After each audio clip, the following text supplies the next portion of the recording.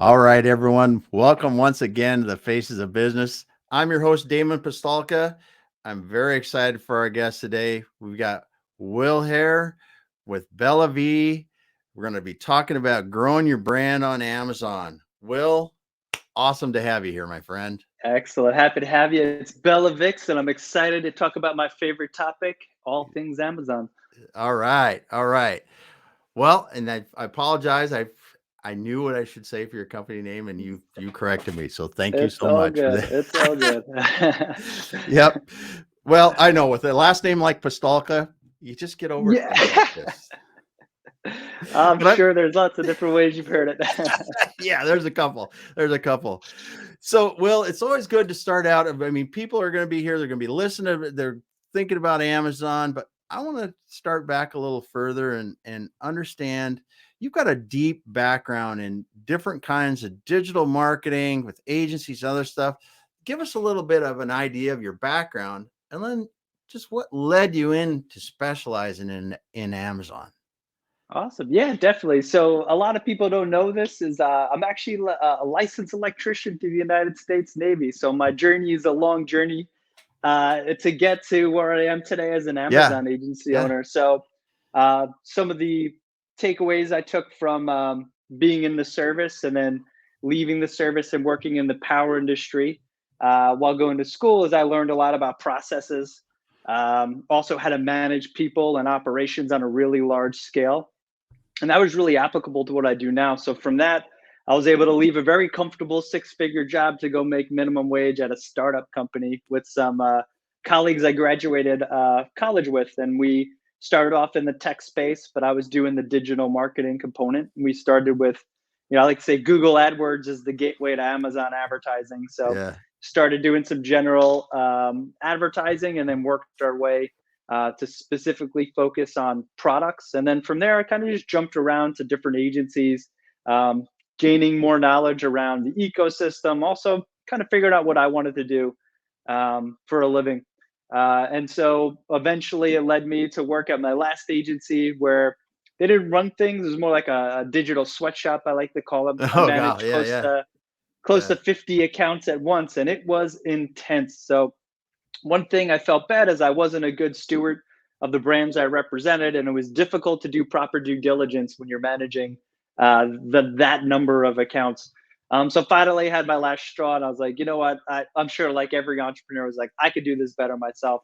Yeah. So I left that job, and luckily, because I had the background in advertising, a lot of clients came out of the woodwork, and I was able to kind of get enough work to kind of keep myself going. And I was back in 2018.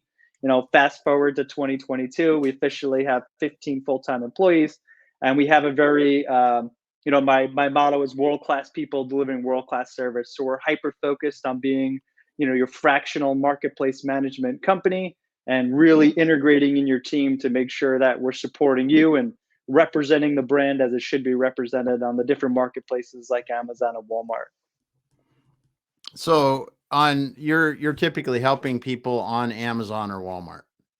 Yep, Okay, okay. precisely. Just wanted to make sure that's cool because when I first was talking, I was thinking it was more Amazon only, but it's not because I want to talk about that too because they're different ecosystems and it's really cool to see the differences in them too. So first of all, thanks for your service. Awesome. So Thank you. what is one of the things you learned in the service that sticks with you today? To be honest with you, I've learned a lot of what not to do from a management perspective. What I've learned, and nothing on all of our service members, but my experience with some of the enlisted leadership, not so much the officer side, was if you stay in long enough, you'll kind of just get promoted. That doesn't necessarily mean you have the right personalities to Yeah. manage a lot of people. So I learned a lot of, like, at the end of the day, you get the job done, and that's a great attitude to have. But there are definitely ways to motivate people besides just strict discipline. Yep. And so having a lot of bad leaders working under them, I learned a lot of what not to do.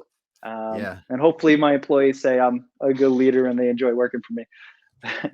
We'll see the comments rolling in right now. No, I'm just Yeah. but no, that's cool. That's cool and understandable, because it is very structured and and they've because so many different kinds of people are coming together. I would imagine in the military, it's got to be very difficult to have any sort of latitude one way or the other, Yeah, or nailed it. I flexibility in mean, what you do. everything's processed to the T. Yeah, You know what you're doing almost every hour of the day, and that's a good thing, especially if you're somebody who operates like that. Somebody like yeah, myself, a little more free spirited, yeah, definitely wasn't a good atmosphere for me. yeah. So, and yes, every entrepreneur says this, is I think I could do this better myself. Yeah. But you did bring up one thing that I think happens in a lot of agencies, and especially in marketing agencies, is the desire to increase revenues and profits. You go past the point that you really can spend enough time with an existing customer to accurately or to adequately do what they really are expecting you to do. And I think even to the point that you could make more money if, as a firm, and make happier clients paying you more money if you spent a little bit more time really doing it 100%. Do you think that's 100 true?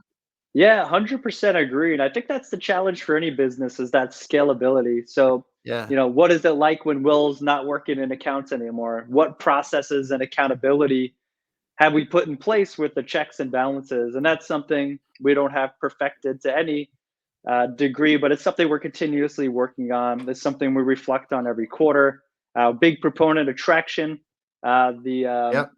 I forgot the gentleman's name who wrote the book, but it's just a Wickman. great way to do your 90-day rocks and all that other. Gino Wickman, is that Gino it? Wickman. Yep. That's right. And you have the book too, so Yeah.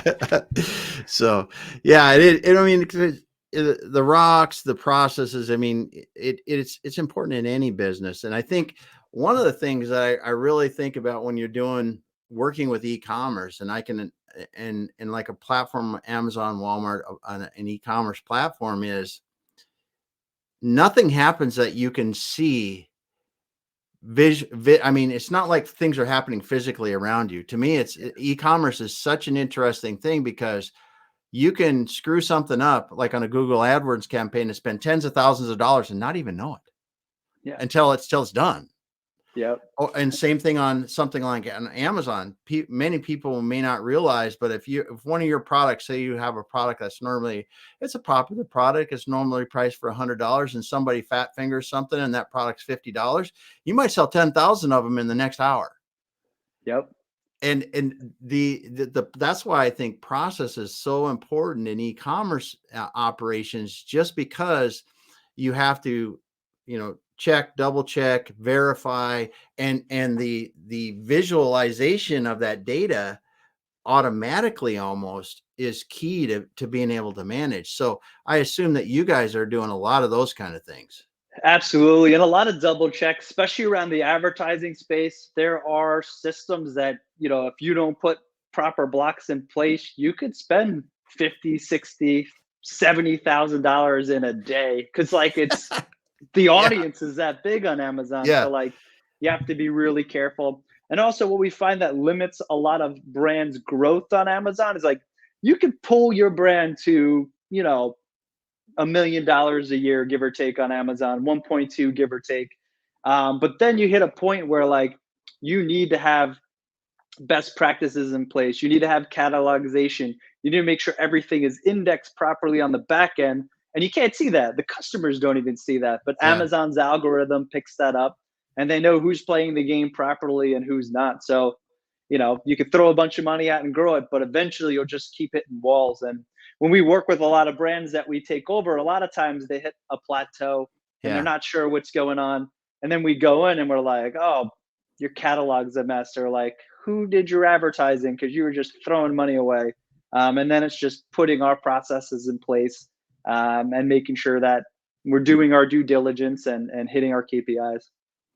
yeah, yeah. So when you look at Amazon and Walmart too, to a lesser extent, because I mean, when you look at the traffic, it's like the Yeah. behemoth, and then you look Walmart. I mean, there's some interesting things that are happening on Walmart, but when you look at Amazon, What are some of the advantages for people that really want to grow a brand on Amazon? Yeah. So, I mean, Amazon is 60%. So 60% of people are going to go to Amazon and they're going to check reviews and they're going to see if they can get it cheaper. The 2-day prime shipping, which is almost expected in this day and age. Yeah. And they just have a large user base. So it's not so much like, should I be on there? It's you need to be on there. And if you're not on there, I challenge anybody who has some type of brand equity who's doing sales on their general website to check. They're going to find a lot of their products over there. They're either going to be knockoffs from overseas, or they're going to have third-party sellers who just are not. They're misrepresenting the brand, and so that's going to be the user's experience, and that's going to spill over into their website traffic. Generally, Hmm. just some rough numbers for you. We see about any marketing efforts off of Amazon, about 20% of those customers will spill over onto the Amazon platform and actually make the purchase, even if you're running a promotion to your website. And it may be tied to the shipping, it may be tied to the reviews. A lot more people are get comfortable buying on Amazon because of the return policy and how Hmm. it's customer focused. You know, they focus on that end user who's shopping on the platform. So those are just some of the perks and benefits, and something for your brands to consider as they're building their e-commerce empires. Yeah. Well, one of the things that I was wondering, do you see that more luxury brands are moving bigger ticket items onto platform like Amazon? So they are, but I would say that's a big challenge. So when people shop on Amazon, they're definitely price conscious. So if you're a luxury brand, but you really don't have brand equity built up, so let's just say your website sales are under 5 million a year, you probably don't have a lot of brand equity. You're Hmm. probably not in brick and mortar retail, and you're probably going to have a really tough time selling your products on Amazon. So there are different pieces we could put in place. You could work with influencers. We like to use programmatic advertising and target similar brands. So like there are premium strategies that we could put in Hmm. place for luxury brands. But generally, if you're not there yet from a branding perspective, it's going to be expensive. And a lot of the luxury brands that we have conversations with, they're not ready for that type of investment, and that makes Amazon not a good platform for them. Okay. I was curious about that because I know that there's in the B2B space, there's some very expensive things. I mean, it's tens of thousands, hundreds of thousands of dollars even getting bought and sold on Amazon every day. Yeah. It's just when you look at in the B2C space, I didn't know if the luxury brands are really flocking there like the general products were. Yeah, certain are, but if you look like Tiffany Co., the jewelry company, they're not on Hmm. Amazon. Nike Yeah. pulled all their stuff off of Amazon. I consider them a premium athletic brand. Yeah. So it depends. There's a product market fit. Tiffany's at this point could definitely penetrate Amazon, create a really great brand experience, and get a lot of sales from the platform. But obviously, they don't think it's worth it Yeah. for whatever reasons I'm not aware of. But Yeah. I just want to tie it back to the most important thing. It's just like, do you have brand equity built up? You can Yeah. sell premium products. There's certain strategies you can implement, but you know it's going to be expensive. Yeah. Okay. That's because that was just one of the things I was thinking. So when you look at the Amazon platform, where is it really everything for everyone, or are there some hot segments that you go, man, this is just the place where you really want to be? I know there's a lot of them, but ones that you come to mind quickly for you, because we could Yeah, be here for months if we yeah, went through it. But yeah. I would say category wise, electronics are always the hottest. mhm. Home and kitchen, very giftable items tend to be really good. Affordable jewelry tends to do really well. And we've really successful case studies around supplements. Okay. Based on our experience, these are the categories that we see tend to be really successful on Amazon. Also, soft goods if you're in the furniture space. So not so much mattresses and couches, but pillows, lamps, Okay. decorative stuff tend to do really well. And then from a shipping perspective, they're a lot easier to manage FBA wise, so on and so forth. So we see some success in those like subcategories as well. Yeah. Okay. And are there I know Amazon does this from time to time, and they go, okay, we want to really increase the amount of sellers in certain categories, and they may have built that out, because I know it's been a long-term strategy. They've been doing this. I think the last time I was actually talking to somebody several years ago, it might have been over 5 years ago. Are they still doing that with categories that they're like, hey, we don't have anything in doing it, or do you think they're pretty established at this point? They're pretty established, but they have programs like Launchpad where they encourage innovative products to kind of hit the market. I feel that a lot of it's around tech, to be transparent. So a lot Okay. of electronic and tech products Yep. tend to get into those programs and tend to be successful. Beauty in that particular area is difficult, but they did come out with a premium beauty category that has its Okay. own benefits for being on it. So I don't think it's so much they're trying to get more people, more sellers onto the platform. I think they're at this point defining categories better and pushing sellers into specific categories based on price point, review count, and quality of product. Okay. Okay. So then we come to the all important thing. If I'm a seller on Amazon, a lot of people think this is just a race to the bottom in price, but there's that, and that's somewhat, I think is true. I just want to get your feeling on it, but there's a lot more into who gets shown first than price, isn't there? Yep, absolutely. So Amazon, the algorithm's built to put the products that are going to sell the most. At the end of the day, Amazon, the algorithm works is like if they search something and they click on the first or second product and they make a purchase, that's kind of how their algorithm works. But there are some nuances to that. So fulfillment method influences it. Are you fulfilled by Amazon, FBA, meaning Prime? Or are you fulfilled by merchant, FBM, meaning you're fulfilling the orders yourself? What is your sales price? What is the semantic text on the back end and the front end of the word? So are you relevant to the search query? And then Okay. there's the sales velocity, and sales velocity is influenced by the content on the product detail page, the A plus content, the review count, um, and some of the features of that specific product will all influence the purchase. So it's actually a lot more complicated, and it's not just on pricing. But if you look at any product, what most people who shop around, they're generally looking at price point and they're looking at review count. You don't generally need to be the cheapest, and the cheapest items don't always sell well.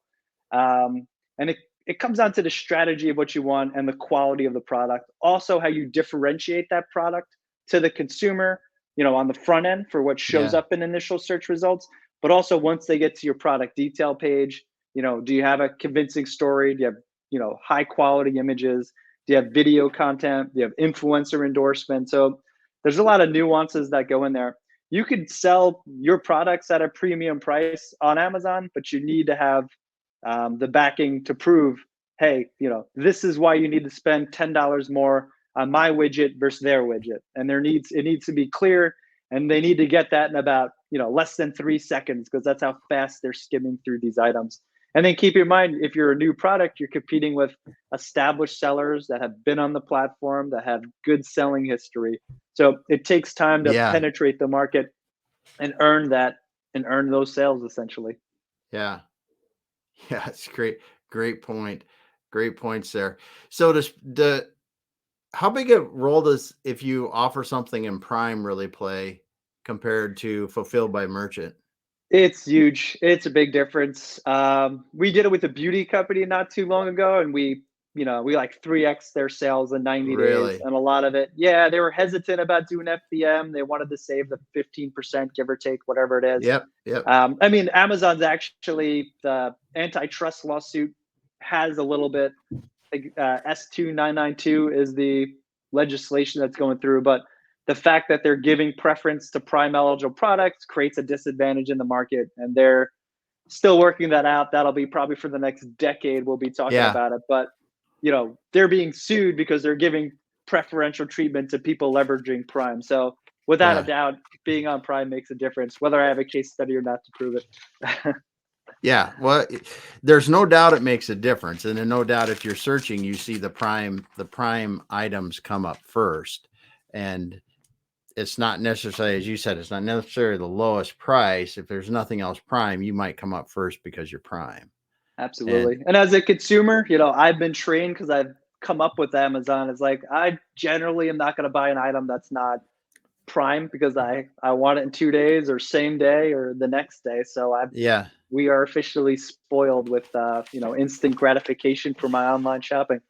well, and that really did. When you look at it, the Amazon Prime really revolutionized the e-commerce expectations of the buyer. And now with Walmart and their, what is it, WFS, Walmart Yeah, Walmart Fulfilled. fulfillment services. Yep. Yeah, you know, have they even kicked that off yet, or is it? Yeah, it's go. We actually have some sellers active on it. What's really interesting about Walmart is what we have learned from being on both Amazon and Walmart is Walmart shopping online shopping experience is not targeting a traditional e-commerce shopping experience. So the ideal user experience on Amazon, for example, is I go to Amazon, I find a product, add to cart, buy. Yeah, 2 days later, it's shipped to my house. The Walmart experience is I find my products, I add to cart, and I make the order, and then I pick it up in stores. So there's a preferential treatment to products that are vendor and that have real estate inside brick and mortar Walmart stores. So there are challenges that come to advertising, indexing, and selling products that are not physically available in brick and mortar Walmart stores. hmm, And from what we hear, word on the street, because we do talk to some Walmart reps, is that they're changing this. And in 2022, they're telling us that third-party sellers will start to get preferential treatment, but to this day, we have not seen that change yeah, implemented. So generally, if yeah, you're a vendor, you're going to do a lot better online than if you're a third-party seller. yeah, yeah. That's interesting that, because for them, it's a good strategy, right? Because you get somebody in the Yep. store to pick up an item that they could likely pick up more. They could get it faster potentially because I can order it, pick it up the same day in a few hours or whatever they can do. It's an interesting thing. And So Walmart has a lot more stores than Amazon has fulfillment centers. yes, Amazon's big thing is like we have a fulfillment center within 100 miles of every major city. Walmart is in every major city and every suburb and yeah, everywhere. this is true. This is true. And that's where I think, the interesting thing about what COVID did for e-commerce is that buy online, pick up at the store got so popular in so Yeah. many different places. When you look at even Home Depot or you look at Rite Aid, groceries, the whole 9 yards, everybody got used to it. And I wonder how much of that's going to just stay with us because it is convenient. Oh, it's not. I mean, to be honest with you, we do all our grocery shopping online now. Our grocery bill is a lot more manageable because I don't walk down the potato chip aisle and just load the cart up Yeah, anymore. yeah, yeah, It's convenient and it's hard. So now when we go to stores, it's like stuff we need that we weren't able to get online. So it's changed the user experience. We have a whole generation that's going to come up with groceries showing up on the door. yeah. Pretty soon we're going to be like the Jetsons. I can't wait till I get my Rosie the robot. There you go. Yeah. Bring me something to eat. That'd be awesome. So as you thinking about Amazon now, and you touched on this a little bit, uh a lot of people might not understand that there's a whole advertising ecosystem behind Amazon. So let's talk about Amazon advertising a little bit. And you touched on this, you can get about so big, but you really have to look at, after that, you have to look at advertising. You have to look at, just talk about advertising on Amazon for a minute and some of your thoughts around that and what you've been learning with that. Yeah. So we actually developed our methodology that's a full funnel approach to Amazon advertising. And we are because we're completely white hat. So we don't believe in buying reviews or doing any of that black hat tactics. And we know for a Hmm. fact Amazon's going to figure it out. Oh yeah. So through the Amazon ecosystem, we kind of have two major tools. We have programmatic advertising, which is Amazon's DSP, demand side platform.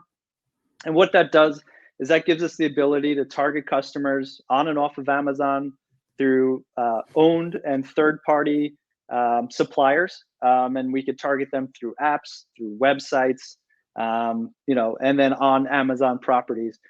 So an example is if somebody's even in market for, widget A, or let's just say they're in market for anti-aging cream, because that's nice and easy.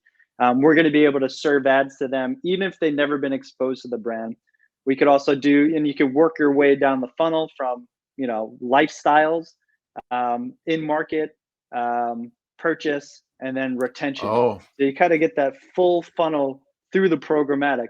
But keep in mind, programmatic is, we're catching these people as they're not directly shopping for specific products. So the ads need to be relevant, and there needs to be some type of behavior or lifestyle that triggers an event that will cause our ads to show. The second side of this, and this is really where the power of Amazon is the pay-per-click platform. So those are the ads you see inside the platform, whether it's on search results or on product detail pages. And in some cases, if you're running deals or promotions, you get special placements on different Amazon pages. And that's where we're able to derive direct return on ad spend. And we measure our success by advertising cost of sale or return on ad spend. Now, when we do advertising here at BellaVix, we like to use something called tacos. I'm not talking about the food, but it is close to dinner time. But we're talking about total advertising cost of sale. So what we look at is total spend to total sales, organic and advertising, because we know advertising sales will influence total sales.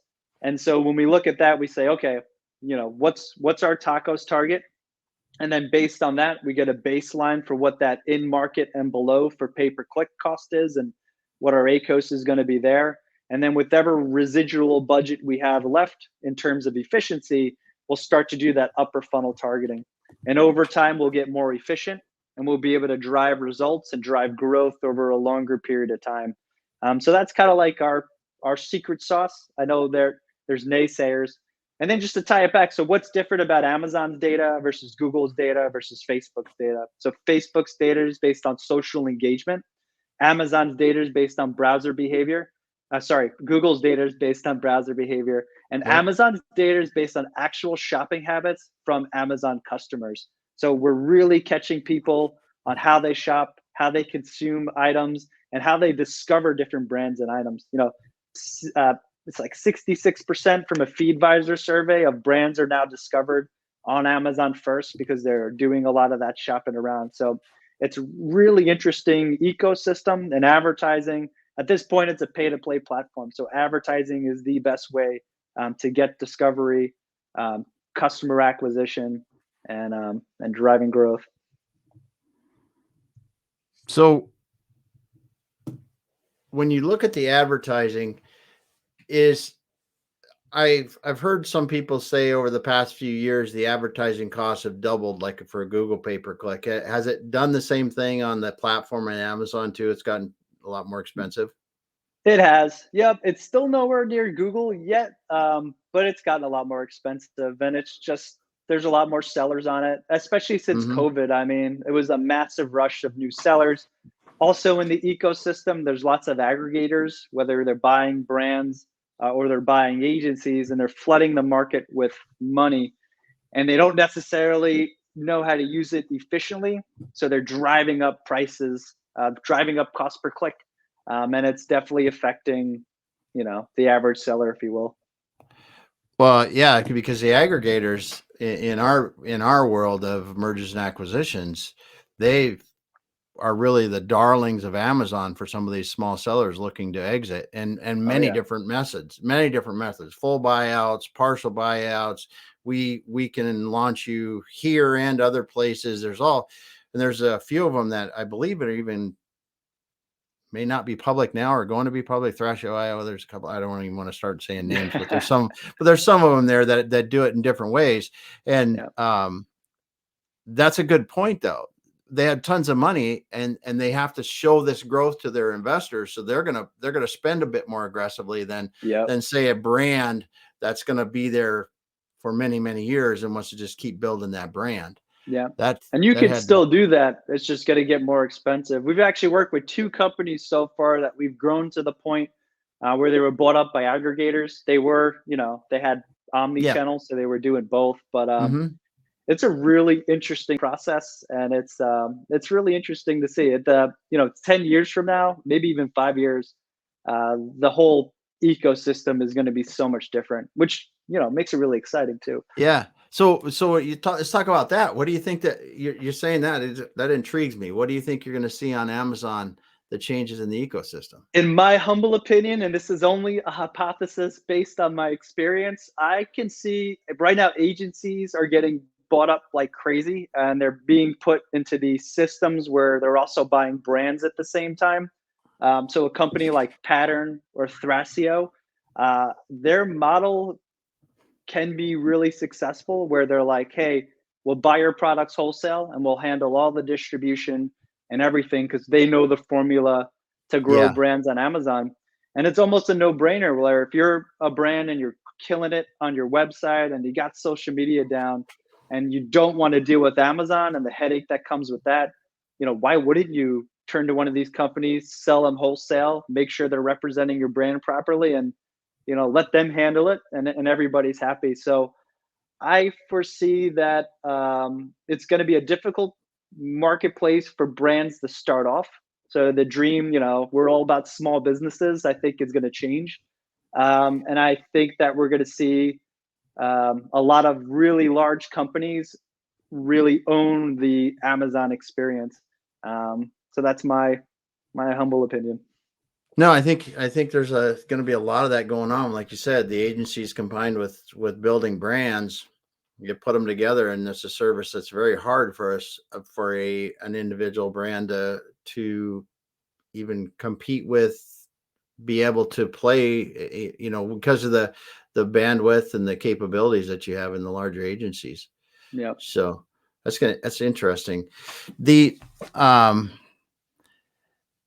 so you when you see these brands that you're working with over time, do you really think that they're like an individual product categories or things like that? Is there like a shorter lifespan on Amazon, or do you see some of these things just being perennial favorites because they've got good reviews and you just go, man, it's a good product, it's something we're going to go? Or do you think that there's always the new players that are kind of coming in and slapping them, out of first place kind of thing? There'll always be competition. I think that's what makes it great. But I do think that strong brands with really good products is what makes or breaks a company on Amazon.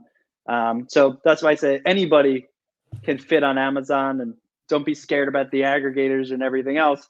There is an opportunity, and if you're penetrating the market, like I said earlier on, the differentiation of your product and your unique selling proposition, the market will tell you if it's unique enough to sell. And we've been fortunate enough. I work with a 3D a plastic manufacturer who did color changing party glasses and stuff like that. And I remember when we first started work with them, I'm like, this is never going to work. And I ate my words because in the first year we did like 1.2 million, and then we 3x the second year.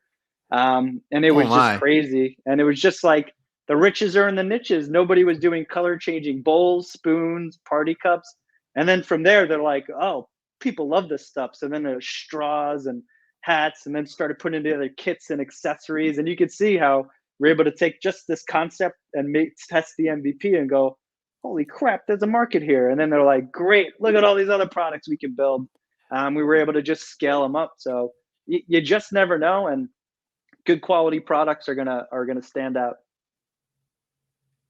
That's awesome. What you just shared is, I mean, it is, because if you think about, me being Joe Schmo trying or Jill Schmo trying to build a business, right? And I have an idea that I want to try out on Amazon, and here's some products, and you go, wow, that's popular. What if we added this into it? And then you look at the way you can either then sell bundles or sell recommended bundles, whatever you're doing there with your products, you can just keep expanding that, and until you go, okay, we've pretty much done that. Now let's try this, let's try this line of something else. So Yep. that's great. And Amazon makes it easy. You can do virtual bundles. You don't even have to bundle it and barcode it. You can have each item separate and just do it virtually. I'm going to write that down because I have some questions on that. The virtual bundles. I like that. All right. Yeah. Well, because this is where you talk about the riches are in the niches, right? So if you always know, and this is where I think a lot of people, if they're making a product or they've got a product line and they see orders, they lose the value of bundling. They just don't see it and how much in a virtual bundle is a really easy way to do it. Because if I always buy, and I always like to use examples of kids because I had kids, right?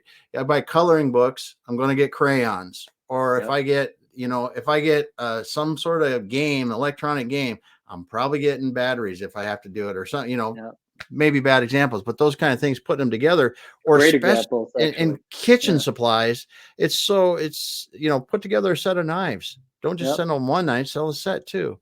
And what's great, Amazon brand analytics on the back end, as long as you're brand registered, they'll show what items are commonly bought and what % are they purchased with your item. So like we work with a beauty brand and they sold this BB cream, which is like some type of beauty cream. I don't, they use it on their skin. It makes it look beautiful. Yeah. But what we found is sponges and brushes were the most common accessory bought with it. And then they got a manufacturer, they sourced the product, they made sure it was a premium quality and it represented the brand well, put a bundle together, and we just increased the basket size by $17 per order because we had that bundle and we represented it on the product detail page. It was a no-brainer. Exactly. That's a great example of how you can do that. And when you look at that, if your original order size was, say, $40, even $50, even adding $17 to that order by doing that, that's a significant increase. It's 30% plus increase. It's really, you can do a lot with your sales and profitability just doing that. Exactly. So, and volume, if you're moving 100,000 units, I mean, that's $17 is going to make a big difference. Yeah. Well, and that's really still to this day, it amazes me, the volume of people that if you have a popular product, how much of it you can really move in a single day, in a single hour, if it's popular. So let's talk about that for a minute. Have you seen where you've had one of your clients had a product run and it just goes nuts? Yeah, supplement category, we're able to do it pretty often if it's, especially if it's doctor backed. We have this product that's like, they were really smart when they launched it. They tied it to a natural being the search term. So it was inside the product name and they were able to piggyback off a lot of that. And we went from moving, we launched a product in the first 90 days. It was like, okay, we were doing maybe 50, we earned it up to about 50K and then it just took off. They did some TikTok stuff and outside of it, and then we were doing our advertising strategy. We officially move a month of this one product in their catalog. We move about $500,000 a month.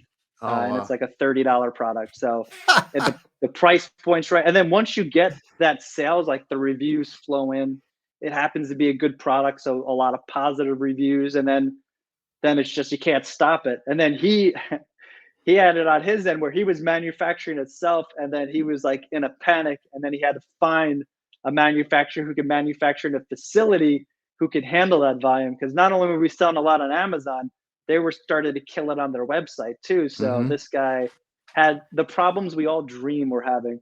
Yes. That's awesome. That's awesome because I always think it's interesting when people look at, I've got this great product, but I can't sell it, but I'm not on Amazon for some reason, because there are opportunities, so much opportunities, like you said, in the niches before, to be able to just get a hairline fraction of 0.1% of the traffic, and you can do tremendous amount of business on there. Absolutely. And I will say, if anybody's considering jumping on Amazon and you sell wholesale, make sure you have a good MAP policy in place. Make sure if you don't want people to sell on Amazon, that it's explicitly written out in your agreements. Because something that will pose a challenge to growing your brand on Amazon is that you have a lot of third-party sellers. Removing them is a very difficult process because at the end of the day, if they can get your products, they're technically allowed to sell it on Amazon.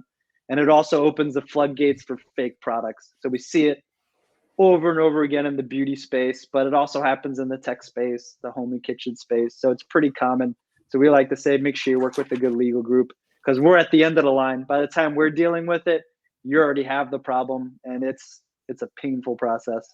Yeah, no doubt. No doubt. And I know Amazon's gotten a lot better about policing Yeah. policing brands anyway, and Yeah. making sure authorized people, because it was the Wild West early on, that's for sure. Not too long ago, like 5 years ago, it was still the Yeah. Wild West. It wasn't until they changed the legislation saying marketplaces are now responsible for any damages due to the end user. And now we see things like need to get COAs, certificate Yep. of analysis, submitted in if you're selling supplements, anything topical or ingestible. You have to provide documentation, safety, SDS sheets. So they've Yeah. become a lot more diligent over the last 2 years about certain types of products. And it's, to be honest with you, it's a pain, but it's a good thing. It just means less Yes. people are going to be hurt. So we're Yes. all about it.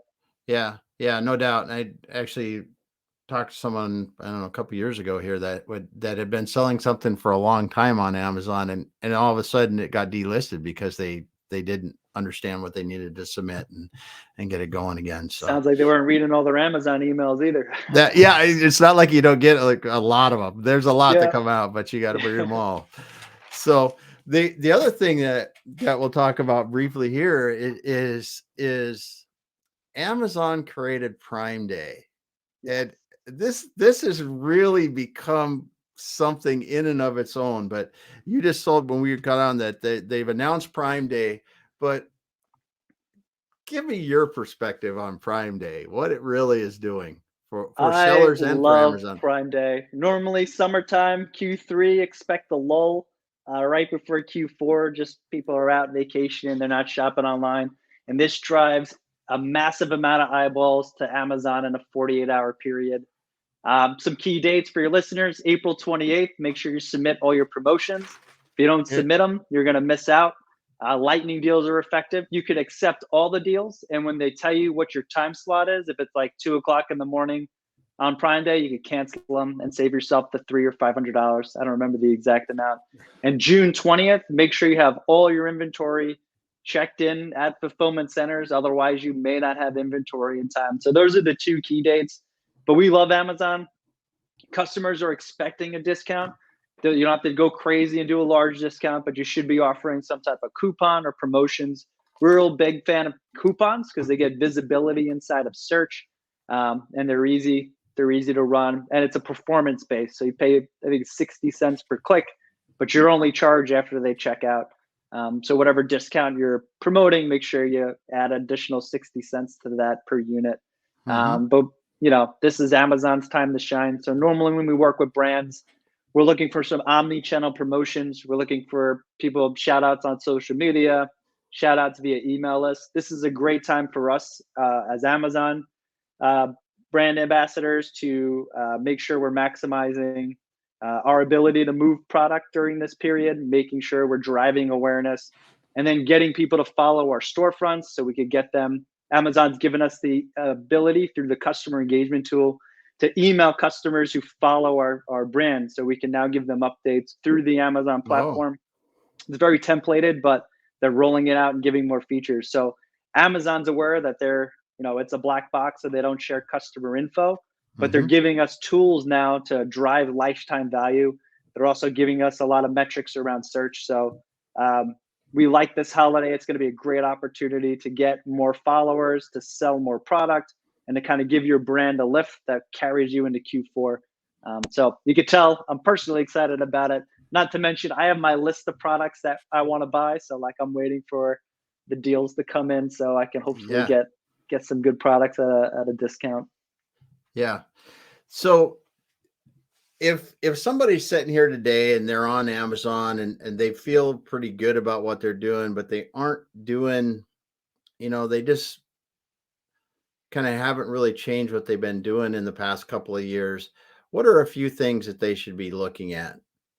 No, it's They kind of change it. broad, but Yeah, the listings for sure. Like for example, we change at the minimum. We change our title. We always split test, so we're split testing titles, split testing the USP on the pages. You should be updating your images at least once a year just to keep it fresh.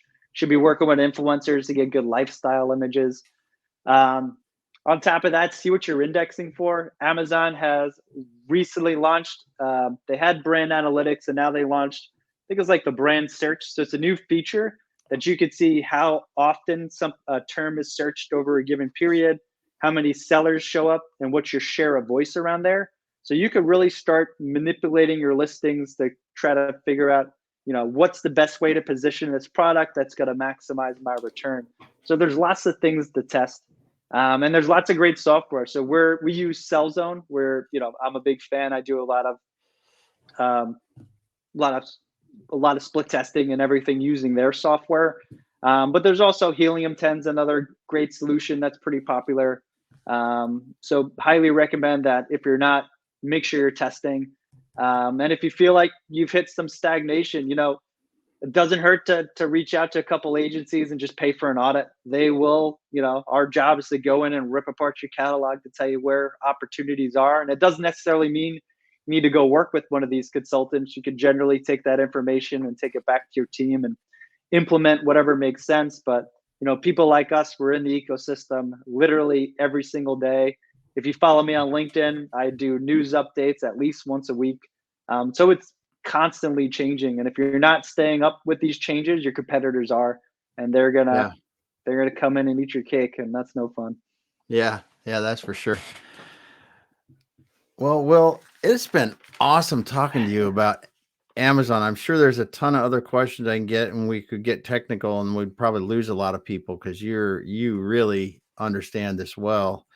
But I just want to say I appreciate you getting on and talking about how people can really grow their brand on Amazon. You gave several good examples. I mean, especially as you're talking about advertising, you're talking about just at the end here, talking about the important things you should be doing on your listings and changing images and doing those things. Because I think that's one of the big things that people miss is they just, oh, my listing's done. Thank goodness. Yeah. Go to the next thing. Forget it. Yeah, set it and forget it. And that I wrote that down. I think that's something. And the A/B testing like you're doing and explaining how you're optimizing.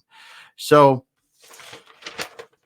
I think we'll end here. You've done, it's just been awesome having you on here. And I just enjoy learning more about Amazon from you. And so the Prime Day dates that we have to worry about, April 28th is to get the deals submitted. June 20th, you want to get your inventories got to be at the FBA locations by June 20th. Yep. Okay. Want to make sure of that because that is an important day. How much more do they sell on Prime Day than they do on a normal day? Generally, at least 2x, I would say, is a safe target. So, like, if I was telling you to prepare inventory for those 2 days, I would take, what you're doing the monthly, those particular days, and do like 2.25 just to have a little extra. Because it's not going to hurt to have some on the shelf. Okay, awesome. The worst thing to do is to run out of inventory when people are buying all your items. Yes, you don't want to do that on Prime Day. That's for sure. All right. Well, thanks so much. Thanks, Will, for being here from BellaVix, talking about growing your brand on Amazon. Appreciate you stopping by today. Thanks so much for having me. This was a blast. All right. Well, we'll be back again next week on the Faces of Business with another guest talking about business and life. Thanks for being here today, everyone, and we'll be back.